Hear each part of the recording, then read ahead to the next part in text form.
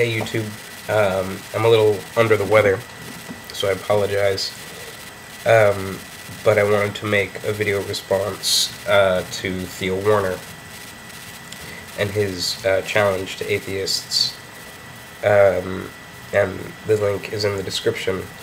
To give a summary, he stumbled across an internet meme that dealt with, or that pointed out that Christians have a habit of cherry-picking the good things from the Bible and leaving the evil things from the Bible. You've heard this argument before, I am sure. He goes on to ask whether or not we actually believe that this is a good criticism. And I don't believe that it's a good criticism. But not for the reasons that he suggests. He says something like, well, yeah, they should do that. You know, it's a good thing for them to sort of expunge the bad aspects of the Bible from their discourse. I would actually my argument would actually be a little bit more formal than that, in that all the cherry-picking argument says is that at a certain period in time, Christians stand in a relationship to the Bible, and that relationship is particular. This seems to me to be obvious, and it seems to me to be true with any texts. Someone reading the Bible now is going to get something dramatically different out of it than somebody reading the Bible 1,000 years ago. They're going to put emphasis on different points. They're going to think that different things are profound. That's not surprising to me. And I don't think that Christians do this on cynical grounds, in general, at least. So I don't see necessarily what the point is, unless we're talking about extremely fundamentalist Christianities, where they accept the Bible wholesale. It's the absolute Word of God. It's final.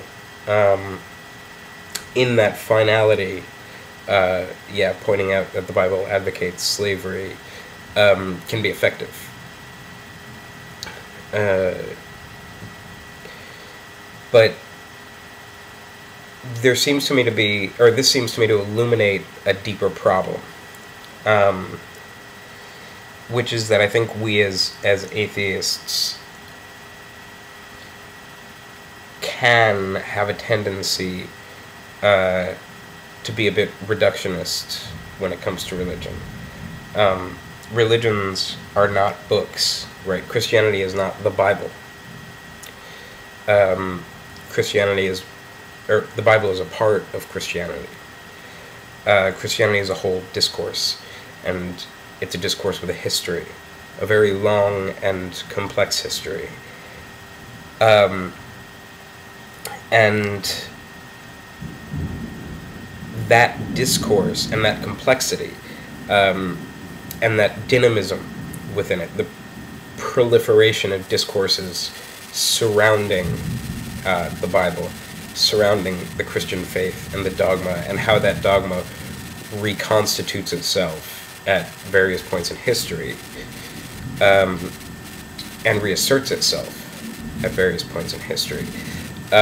That's not only extremely interesting, because it is extremely interesting, but it has to be taken into account in any thoughtful criticism of Christianity. It's not sufficient. I argued this in an earlier video. It's not sufficient to say that God doesn't exist, right? Like, we actually have to talk about what religion is as a social force.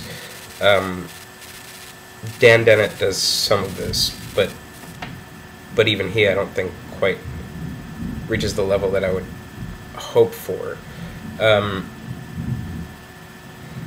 Christianity exists as a social force, and not just a social force, but it's a way, it's a series of, one of the things that it is a series of techniques and practices to help individuals constitute themselves as selves in the world and in society. That's a very different criticism. That criticism would have to take a very different form than a criticism of the Bible. Michel Foucault, and I have a quotation here, and I will link to the lecture that he states this in at the bottom in the comments, because I think it's somewhat pertinent and really interesting. Michel Foucault once said that the secrets of the soul and the mysteries of the faith, the self and the book, are not, in Christianity, illuminated by exactly the same light. They demand different methods and put into operation different techniques. And then he goes on to talk about Christianity as a religion of the self, talking about the techniques of the self within Christianity. Among them are things like penance and confession and self-examination and things like that. This is really important because I think this level, the Christianity of the self, is the thing that modern atheism just simply isn't addressing. Or if they do, they tend to put it, I suppose, tend to put it into really condescending terms. I've heard people say things like, if somebody says, well, it's for consolation, Christianity is good for consolation, it's good for organizing social structures, these kinds of things, and then I've heard people respond with accusations of weakness to that, or something like this. This is not a good thing, I don't think. I think that we should take that seriously. I think that we should take it seriously that Christianity and all religions, but just happen to be talking about Christianity at the moment, they provide frameworks through which individuals can constitute themselves as selves within communities. And I don't think that that's a bad thing. And in fact, I think within the secular world, we possibly could do well in figuring out ways to address those kinds of problems with individuals in as compelling of a form as religion has done. So to sum up, any criticism of the Bible or how the individual relates to the Bible in the current socioeconomic climate, it seems weak to me. It seems like it feels like it wouldn't be effective. It doesn't have the thrust that's required, either rhetorically or substantively. And I think that we should be focusing on learning about Christianity as a discourse, both its history and its techniques and practices and various interpretations of its dogma, and et cetera, et cetera, et cetera. I think that we need to be learning about those things so that we can engage with them, and not just so that we can deconvert people, but because there's value to a lot of it. I think people should read the Confessions of St. Augustine.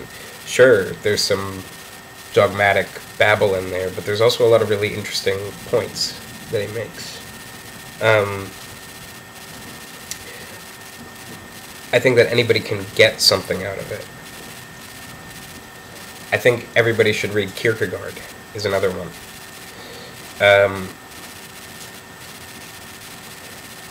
If only so that we have an answer to points like that. And I think that we, as atheists, should do what this meme condemns Christians are doing. I think that we should be perfectly comfortable with cherry-picking the Bible and cherry-picking the Christian tradition, because there's no stake in it for us to whether or not the whole thing is true or not. But I think doing the opposite and writing the whole thing off wholesale and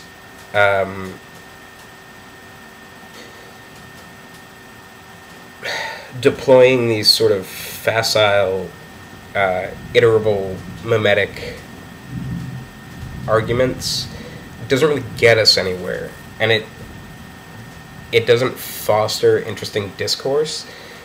I don't think anybody's going to see that and go, oh wow, I just realized, I shouldn't be a Christian anymore. No, they're going to have an answer for that.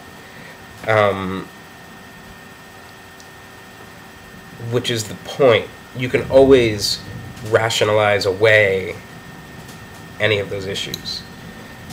So I'm sorry, that was a bit rambly. But I hope it served as something of a response.